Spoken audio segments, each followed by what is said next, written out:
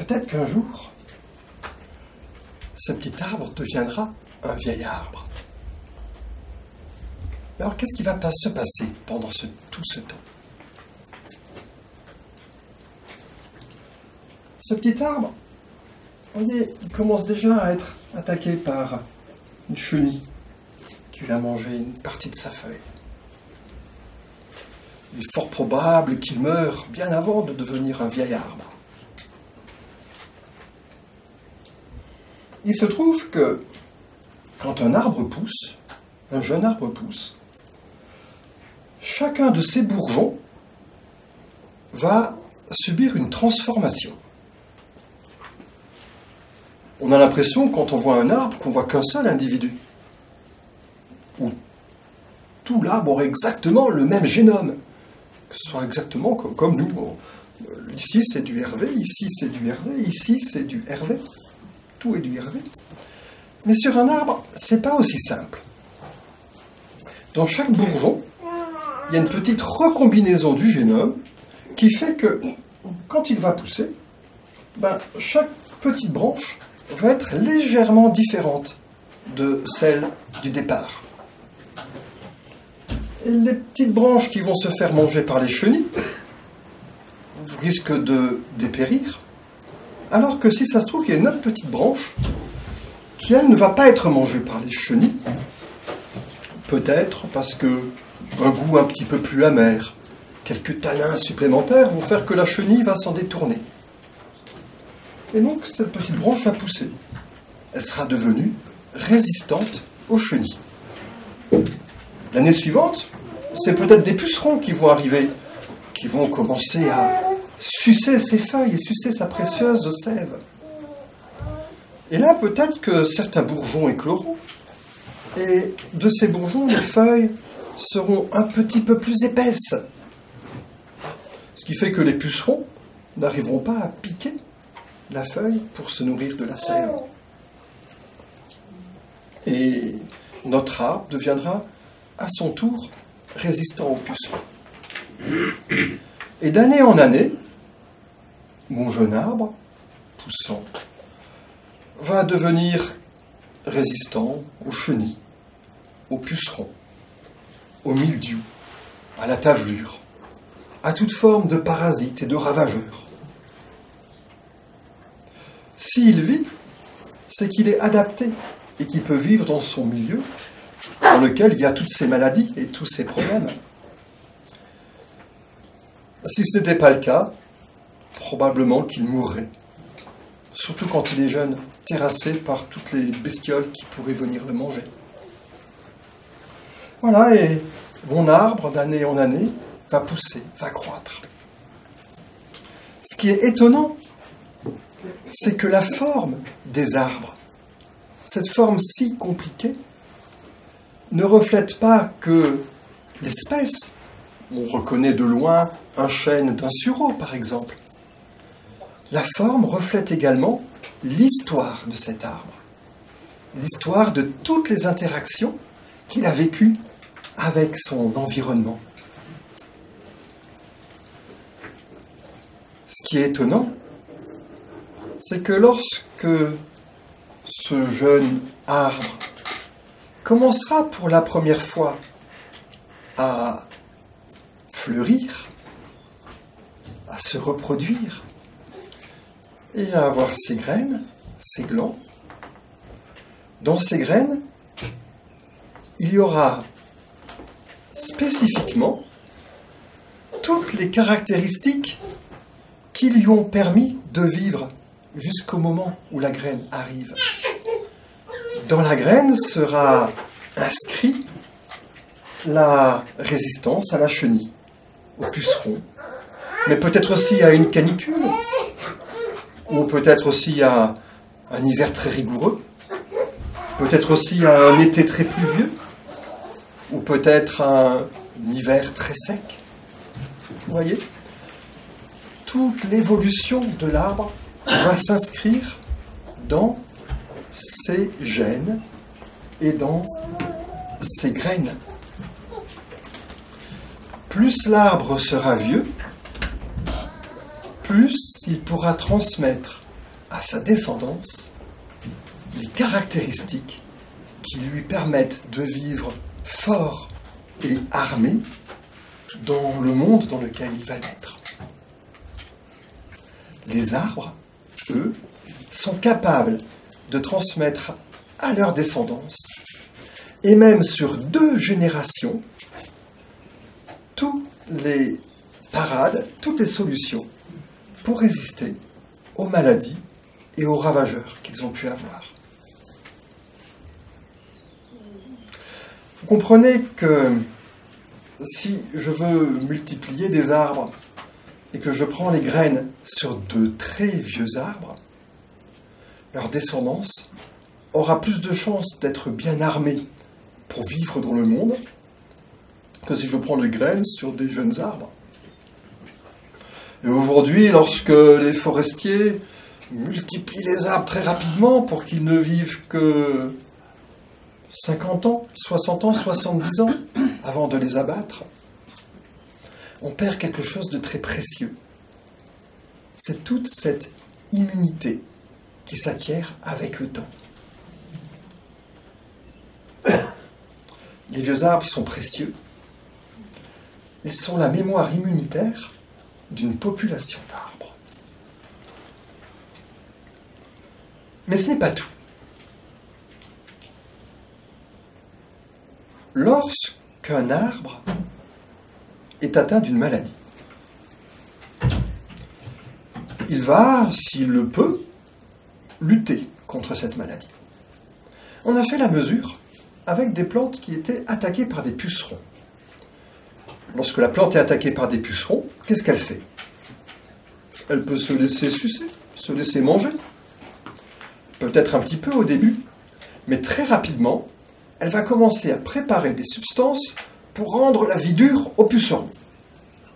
Alors ça va commencer par un truc que tous les arbres savent faire, de faire du liège. Hein?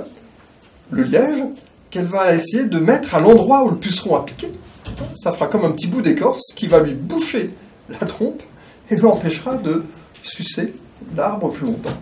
Il sera obligé de se déplacer, de trouver un autre endroit. Et comme l'arbre aura commencé à préparer plein de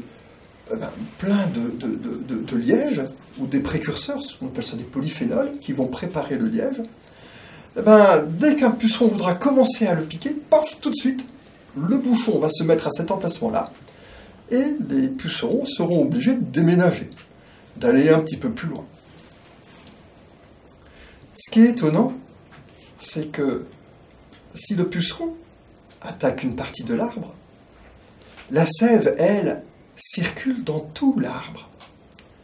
Et toute l'information, tout le remède qui va permettre de fabriquer ce liège pour mener la vie dure au puceron, va circuler dans la totalité de l'arbre, ce qui fait que si l'attaque commence sur une branche, très rapidement, toutes les branches auront la parade pour prévenir l'attaque des pucerons. Vous voyez, l'immunité va se déployer de branche en branche. Et vous savez, la journée, la sève dans l'arbre monte. Avec la transpiration, vous savez, les arbres, on dit que ça transpire beaucoup, des centaines de litres quelquefois par jour. La sève monte. Et une toute petite fraction de cette sève va passer dans les feuilles, va s'enrichir de sucre par la photosynthèse, et va redescendre le long de l'écorce, un petit peu en dessous de l'écorce. C'est dans la partie verte qu'on voit quelquefois sous l'écorce des arbres. Ça va redescendre là-dedans et aller jusque dans les racines des arbres. Et la nuit, lorsque la sève s'arrête de monter, parce qu'il n'y a plus de soleil, qu'il n'y a plus de transpiration, tout le phénomène de descente s'amplifie. S'amplifie à un tel point que la sève arrive à sortir des arbres pour rejoindre le monde microscopique des champignons. Dans le sol, il y a plein de champignons. Oh, on en connaît plein. Vous avez les cèpes, les girolles. On remarque que les cèpes poussent souvent sur les mêmes châtaigniers. Ils vivent en association avec eux. On appelle ça des mycorhizes.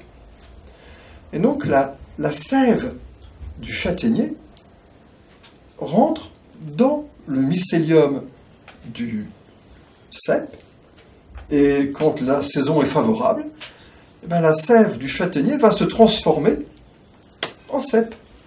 C'est pour ça qu'il est toujours à côté des châtaigniers. Les arbres donnent une partie de la sève aux champignons.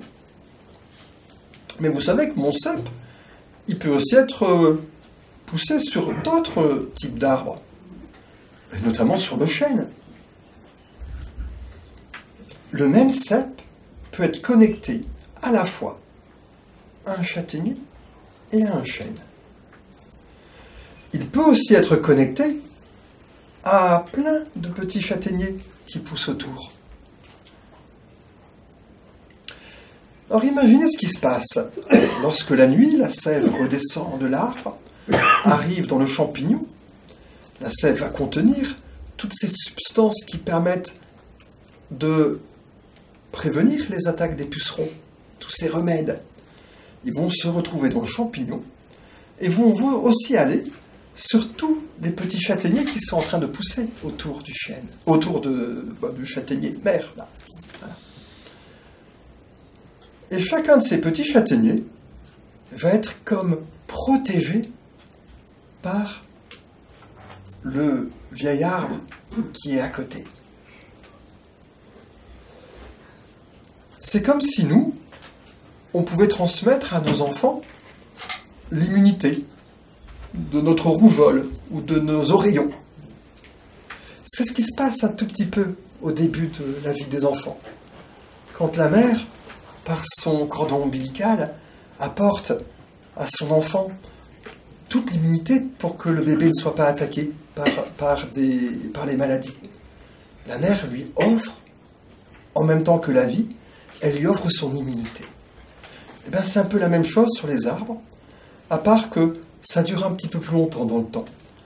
Et là, le cordon ombilical, c'est pas un petit bout de racine qui partirait d'un arbre à un autre, c'est un petit champignon qui va d'arbre en arbre, qui essaie de faire toute une trame, tout un réseau qui va protéger tous les arbres alentour. Alors on peut se dire que ça va protéger, si c'est un châtaignier par exemple, tous les petits châtaigniers qui sont autour. Mais il se trouve que dans le langage des arbres, le chêne connaît aussi le message de l'attaque des pucerons. Et s'il y a un puceron sur le châtaignier, il y a de fortes chances qu'il puisse aussi arriver sur le chêne. S'il y a une maladie, un oïdium, un mildiou sur le châtaignier, il est aussi possible que, le temps le permettant, parce qu'il fait humide et chaud, que le mildiou ou l'oïdium arrive aussi sur le chêne. Dès que la maladie arrive, elle est tout de suite identifiée par les plantes les plus fragiles, qui informent les plantes qui sont autour, via le réseau de champignons, que, attention, la maladie arrive. C'est ce qu'on fait, par exemple, lorsqu'on plante des rosiers à côté des vignes. Les rosiers sont tellement sensibles au blanc, à l'oïdium. La vigne est un petit peu moins sensible. Les rosiers sont tellement sensibles au mildiou qui fait ces vilaines taches noires à la surface des feuilles. La vigne, tout en étant sensible, l'est un petit peu moins que le rosier. Et lorsque mon rosier commencera à avoir les toutes premières attaques du champignon, il va envoyer dans ses racines ce message. Attention, la maladie arrive. Si on a des champignons dans le sol, si le réseau mycélien, c'est un peu comme un réseau Internet, des câbles par lesquels les messages circulent sous terre. Si ce réseau est bien dense, les plantes qui sont autour vont pouvoir avoir accès à cette information et commencer à se préparer à l'attaque du mildiou ou de l'oïdium. Et ça, on a pu le voir sur plein de plantes différentes. Aujourd'hui, on commence tout doucement à se rendre compte que les plantes communiquent entre elles par leurs racines. C'est étonnant. Et ces petits messages, on est même capable de les identifier. On arrive à les lire. C'est des petits morceaux, on appelle ça de l'ARN. C'est comme des petits bouts des copies du génome, de l'ADN, le fameux ADN qui porte toutes les informations de la vie. C'est comme des petits emails, des petites copies qui sont envoyées dans les racines et qui partent rejoindre toutes les plantes alentour. On a identifié 1200 messages différents. Alors on ne sait pas encore ce que ça veut dire tout ça. On aurait bien besoin de trouver un traducteur, un gars comme pour décrypter ces hiéroglyphes incompréhensibles. On aurait bien besoin de gens pour nous aider à faire ça. Mais ce qui est étonnant, c'est que moi, lorsque je parle, j'utilise 600, 700 mots, grand maximum, pour dire ce que j'ai à dire. Un arbre, dans son langage le plus commun, utilise 1200 mots. Pour ceux qu'on a déjà identifiés. Je ne parle pas de tous ceux qu'on ne connaît pas encore. Le vocabulaire des arbres est quelque chose de tout à fait étonnant. Plein de gens s'en sont rendus compte autrefois. Quand on est à proximité de certaines plantes, on sait que la vie est plus simple, que certaines plantes préfèrent certaines autres. Et peut-être que si le poireau préfère les fraises, c'est peut-être simplement que le poireau est capable de comprendre ce que la fraise veut lui dire par le réseau de champignons, qui partagent ensemble une espèce de vocabulaire commun qui leur permet de s'informer mutuellement, qui a peut-être des dangers ou peut-être des ressources particulières. Parce que ça marche pour ce qui fait peur, mais ça marche aussi pour ce qui fait du bien. Par exemple, lorsqu'une plante particulière est capable de trouver des ressources d'azote. Vous savez, les plantes, elles aiment bien l'azote. C'est pour ça qu'on met des engrais dans les champs et dans les plantes et dans les pots de fleurs. L'azote. Les plantes raffolent de l'azote. Et lorsqu'une plante est capable de trouver une ressource d'azote particulière, on en connaît plein des plantes comme ça. Vous savez, le trèfle, la luzerne, toutes ces légumineuses qui fixent l'azote de l'air, qui sont capables de rendre accessible de l'azote gazeux et le transformer en azote minéral assimilable par les plantes.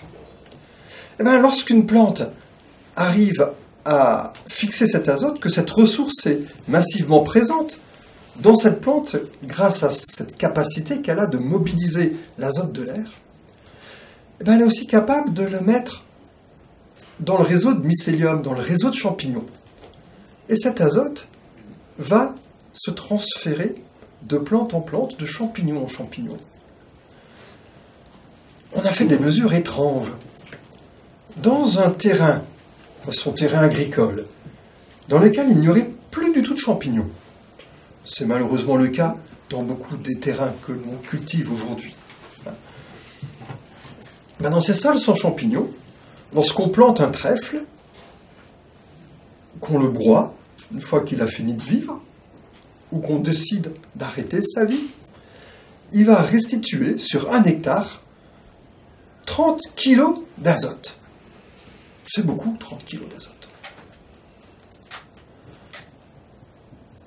Si ce même trèfle est mycorhizé, et qu'il est accroché par exemple à un framboisier, qui est juste à côté, par le même réseau de champignons. Tout au long de sa vie, ce trèfle va fournir de l'azote qu'il va garder pour lui, les fameuses 30 kilos dont il a besoin, lui, pour vivre.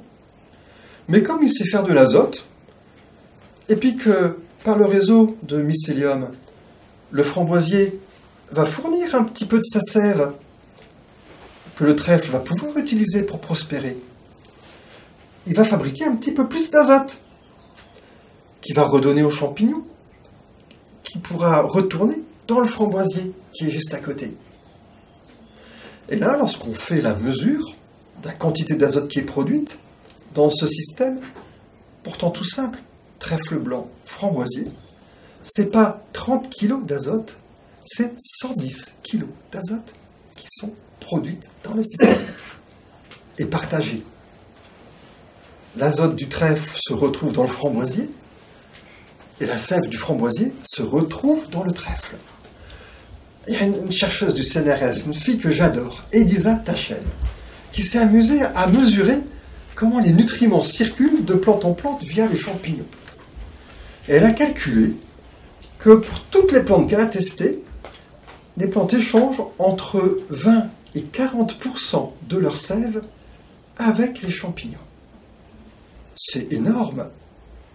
Qu'est-ce qui donnerait comme ça 20 à 40% de son énergie à son environnement? C'est bien que l'environnement rapporte plein de choses très précieuses. Vous voyez, les plantes se soutiennent mutuellement.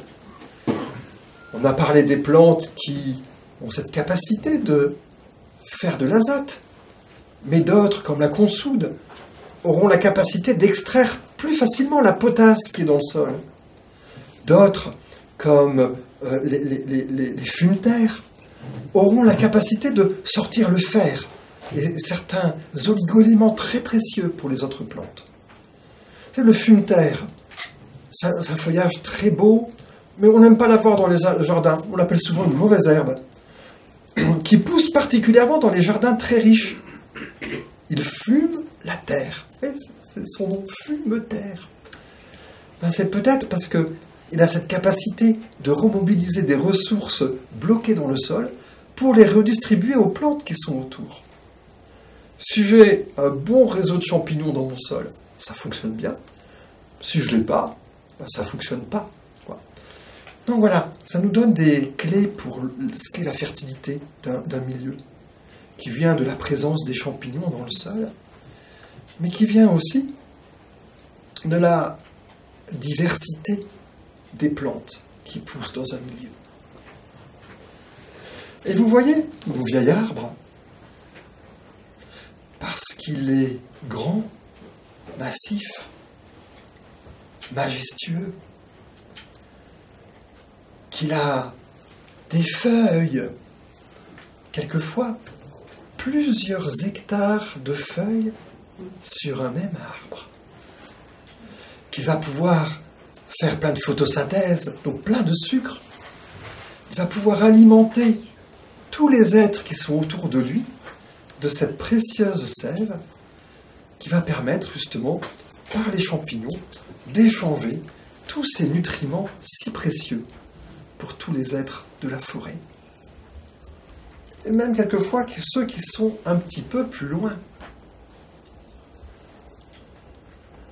Il y a quelques années, en traçant le phosphore dans un système où il y avait beaucoup de champignons, on s'est rendu compte qu'en quelques jours, le phosphore présent en un tout petit lieu, à côté d'une plante, se retrouvait diffusé sur plus de 1000 mètres carrés, en moins de 10 jours. Et c'est étonnant. Pourquoi est-ce que ça va si loin? Pourquoi est-ce que ça va si vite? Moi, si j'avais du phosphore, je crois que je garderais tout pour moi, parce que c'est tellement rare et tellement précieux que j'aimerais bien manger tout ça et le garder pour moi. Les plantes, non. Elles se le partagent par les champignons.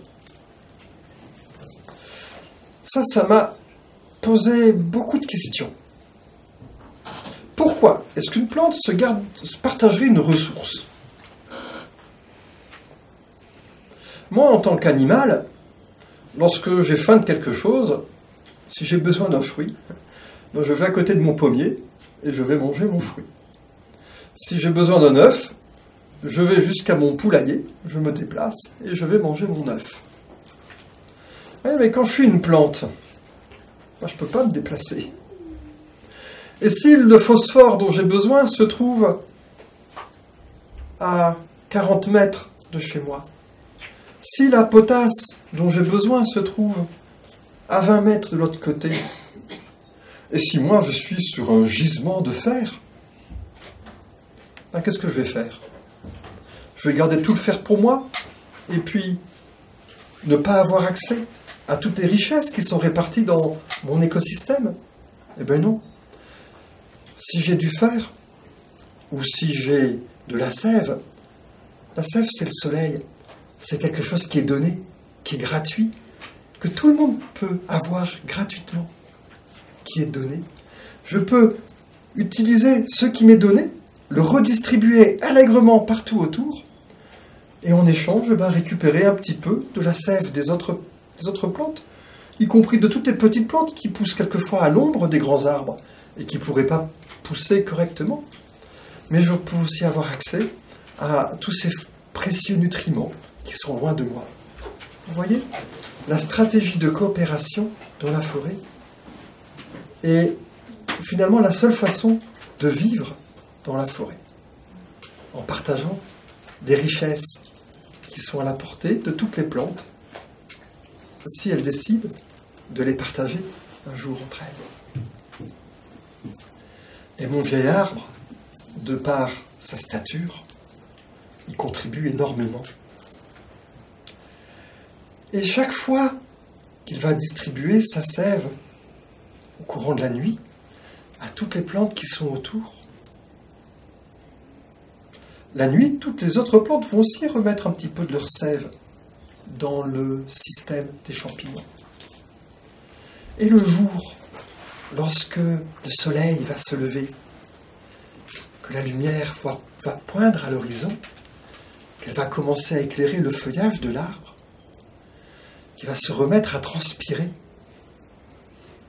toute la sève alentour va revenir vers le vieil arbre. En revenant vers le vieil arbre, parce qu'il est important, donc il agit comme une grosse pompe qui va attirer tout ça. Toutes les plantes qui vont se trouver entre mon petit géranium qui est là-bas à 40 mètres et puis mon vieil arbre, toutes ces plantes vont avoir accès à l'information, au petit message que le petit géranium aura mis là-dedans. Oups, attention, puceron, ou attention, un petit peu de mildiou, ou attention. Ou alors, ouais, super, là il y a du phosphore. Parce qu'une petite souris est venue mourir à côté du géranium et que la petite souris, en se décomposant, va libérer le phosphore de son organisme. Toute cette information va circuler là-dedans. Toutes les plantes qui sont au passage vont avoir un petit peu accès à tout ça. Et tout ce qui va rester d'information va pénétrer dans le vieil arbre et finalement être stocké comme s'il y avait une mémoire là-dedans de tout ce qui se passe dans la forêt alentour. On a mesuré que les plantes produisent 1000 fois plus de messages que ce dont elles ont besoin pour se soigner elles-mêmes. C'est-à-dire que ces petits messages, ces petits ADN, ces petits emails que les plantes s'envoient entre elles ne servent pas qu'à elles. Elles servent au moins à 1000 autres plantes. Et tout ce qui n'aura pas trop servi autour va se retrouver stocké dans le vieil arbre. Et la nuit suivante, lorsque la sève redescendra là-dedans, le vieil arbre réinformera toutes les plantes alentour de toute l'information qu'il y aura eu dans toute la forêt. Vous voyez ? Comme une espèce de journal. Le petit journal du matin qui arrive et qui va informer toutes les plantes de toute l'actualité qui est en train de se passer dans la forêt. La vie est belle. C'est juste étonnant. On a trouvé encore quelque chose de plus fabuleux que tout ça.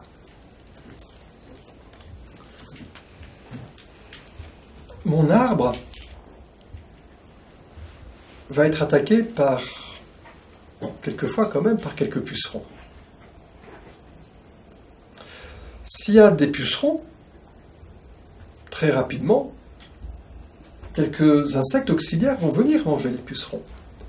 On en connaît plein, les coccinelles, les chrysopes, toutes sortes de petits coléoptères qui vont aussi venir manger les larves des pucerons, enfin, qui vont venir manger les pucerons, les jeunes pucerons.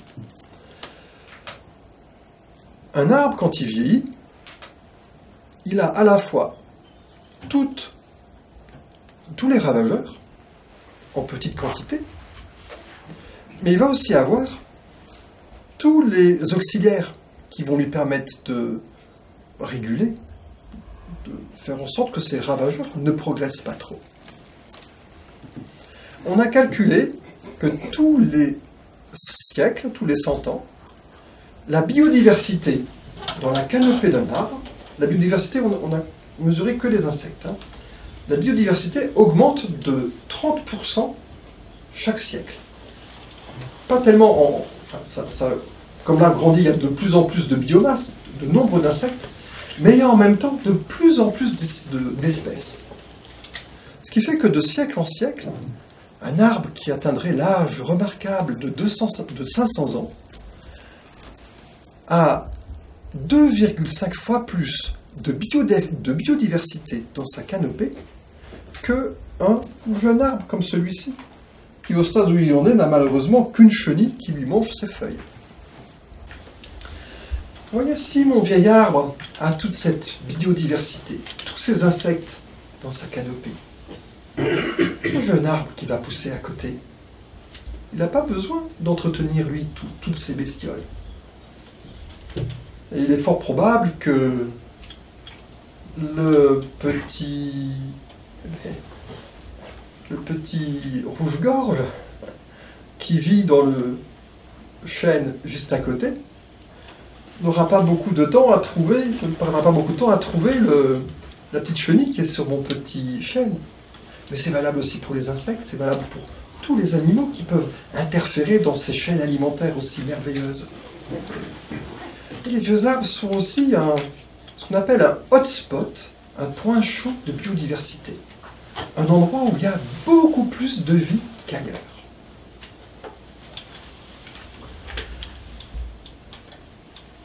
Dans quelques forêts primaires sous les tropiques, on connaît des tribus qui vont toujours installer leur jardin à côté de ces vieux arbres.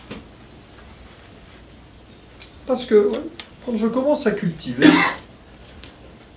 mes légumes, mes fruits, bien évidemment que tout de suite, toutes sortes de limaces, de pucerons, de chenilles vont venir les manger. Mais si je suis à côté d'un vieil arbre, lui va avoir toutes les solutions pour régler mes problèmes.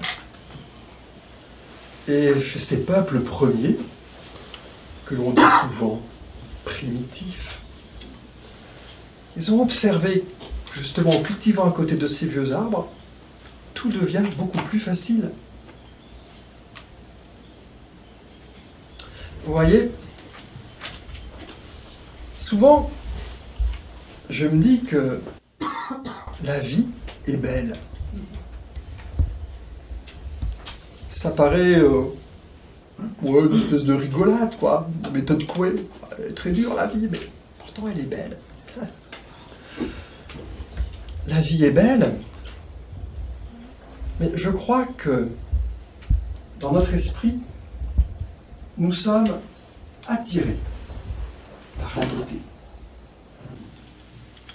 Et parmi vous, je pense que tout le monde trouve qu'un vieil arbre est beau. Et quand on est gamin, on a envie d'aller jouer dans leurs ramures si compliquées. Quand on est adulte, on trouve qu'il y a une espèce de présence là-dedans. On trouve ça beau, majestueux, ces vieux arbres qui traversent les siècles. On est attiré par ça. Notre instinct nous les montre comme des êtres beaux, merveilleux. Ben voilà, cette beauté, ce que l'on trouve fondamentalement beau, je pense que c'est ce qui est fondamentalement bon pour nous. La vie est belle, peut-être parce que dans la beauté, il y a de la bonté.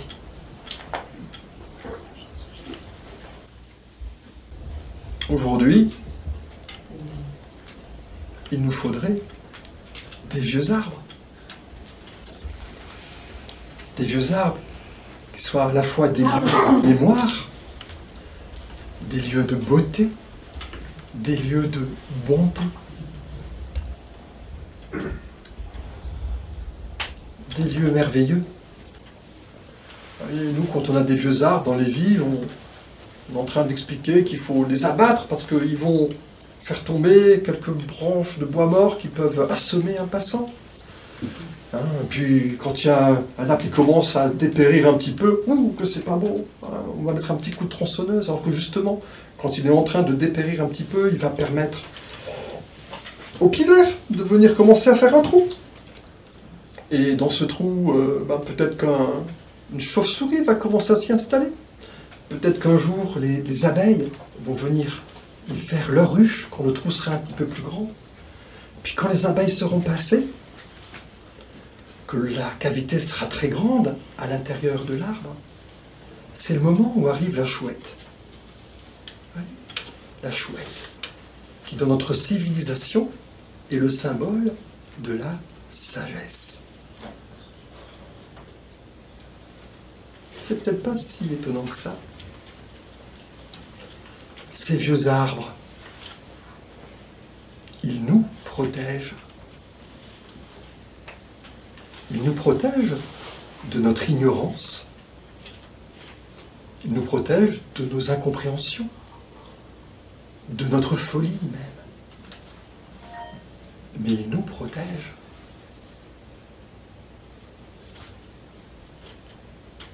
La vie est belle.